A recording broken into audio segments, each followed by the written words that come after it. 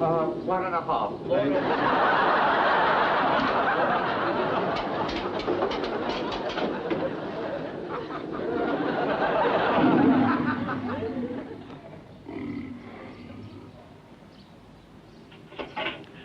Himalayan bee hibernates for 12 months of the year.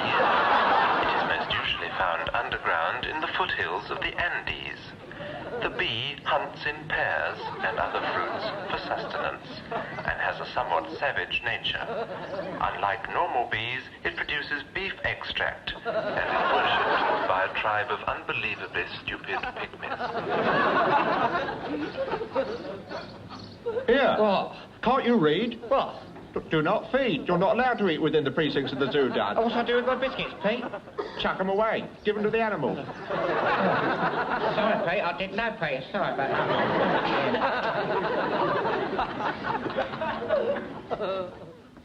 Oh, that's very nice and warm in here, isn't it, Pete? Nothing like a nice warm reptile house. Nothing like a nice warm reptile house. Nothing like it. Look at that. Oh, dear. Feel like I sit down, eh? Oh, I'll tell you my special favourites in here, Dad. Yeah. Are those lovely geckos. Have you seen them, the geckos? Geckos, what are they, Pete? A gecko, Dad, is a lizard what has sucking pads on its feet. Oh, so it can hang on glass, like, is it? Well, it can if it likes. It can hang on anything, really, anything it fancies. It has a wonderful life, except, of course, it has to eat flies. Flies? Did you know that? No, I didn't know that. Oh, yes, it has to eat flies, because, as you know, God created it. Yeah. Like he did everything else in his almighty wisdom. And all the animals have to eat each other to keep the population down.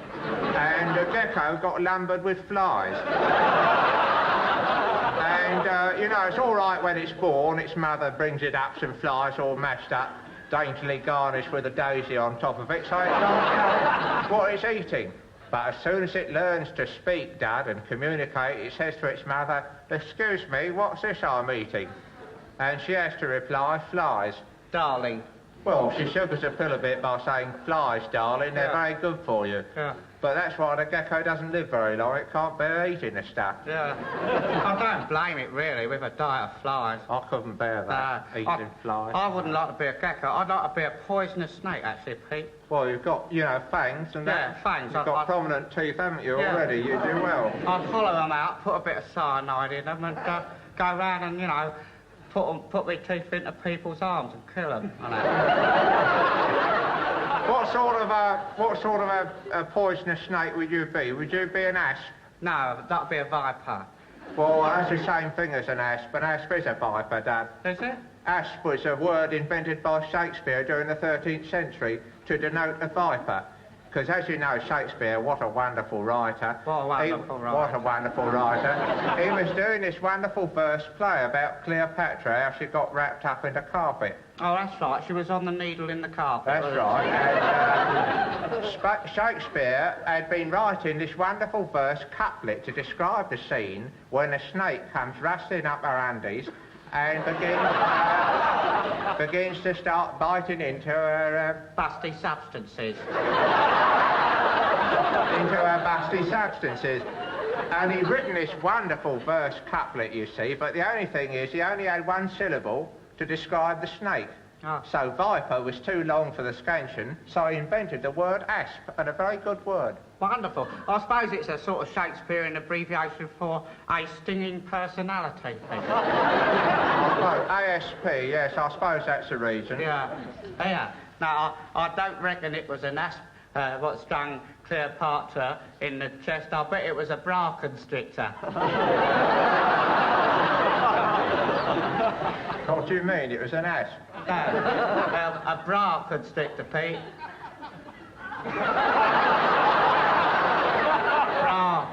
Boa constrictor. It's a joke, Pete. Oh, it's a joke, was it? Oh, it's very bad taste. You shouldn't make jokes about people who are dead, because they can't fight back, darling. Sorry, Pete. I wouldn't be a reptile at all if I had the choice, you know. If I had the choice, I'd be something lovely and cuddly and lovable. Something like those lovely hummingbirds which hum with their myriad hues above the flowers. And they've got huge long tongues, you know, all coiled up like watch springs, and they can poke them out to 40 yards long. Which means a hummingbird, Dad, can kiss at immense distances. That means that you could stand on the Chiswick flyover and kiss someone up the Stones bypass. Yes. What's more, you can be hovering 4 foot above the ground and humming.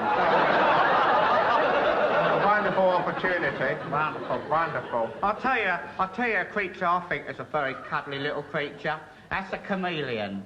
Versatile, Dad. Versatile creature, Pete. Wonderful. They're so adaptable. They can take on the shape and colour of anything they like. The colour or the hue can be taken on, Dad. Yeah. Do you remember Mr. Rigby? Yes. He nearly went for a wedding ceremony with one. We would have been very happy with a chameleon. They're very adaptable. Oh, they're lovely Wonderful. wives. You know, I was here last week, Pete. I don't know if I told you in the zoo. Yes, you did. I saw her. Did I? Yes, Oh. yes. Yeah. And I I saw. was here with you. Well,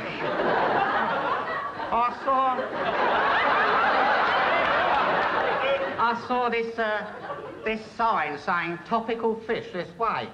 I thought, great, you know, see a few topical fish, get a few up-to-the-minute comments on current affairs, you know. I thought you'd see some, you know, topical barbs about the situation in the world today. That's right, yeah. What did you see? What did I see? I go in there, there's just a lot of fish floating about. Like, more timeless than topical. Nothing fish. topical there. Now, I'll tell you what you've done. What you've done, you've got into the tropical fish department. Oh, I see. That's tropical rather than topical, you see. And what has happened is, during the winter months, during the gales and the blustery weathers, sometimes some of the letters become dislodged, you see, because of the gales. And obviously the letter R has become dislodged in this case. I was talking to the keeper about it, actually, and he said that very often, during the winter months, his R's blew off. He